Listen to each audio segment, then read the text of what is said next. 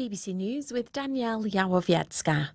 A heavily armed assailant has killed 6 people, 3 of them children, at a school in the US state of Tennessee.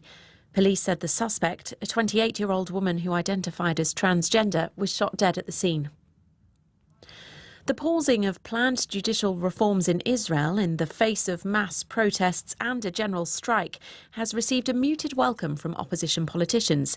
But in Tel Aviv, demonstrations continued and police fired stun grenades. President Zelensky of Ukraine says Russia's continuing control of the Zaporizhzhia nuclear power plant is a serious challenge to the world's nuclear energy sector.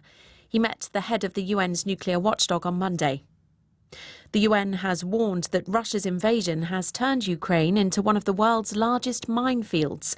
The UN Development Programme estimates that 10 million people are at risk. The Taliban in the Afghan capital Kabul have arrested a prominent campaigner for girls' rights to education. It's not yet clear why Matiullah Wesa has been taken into custody.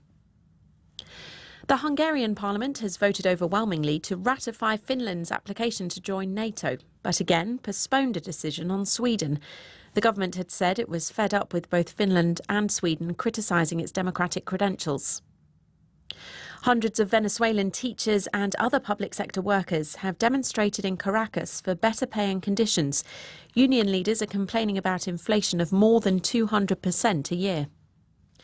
In Ecuador, at least 7 people have been killed and 46 others are missing after a landslide triggered by heavy rain in the Andean region. And the hip-hop artist Pras Michel, who was a member of the 1990s group The Fugees, has appeared in court in New York on charges of corruption. He's accused of channeling foreign money into US presidential election campaigns. BBC News.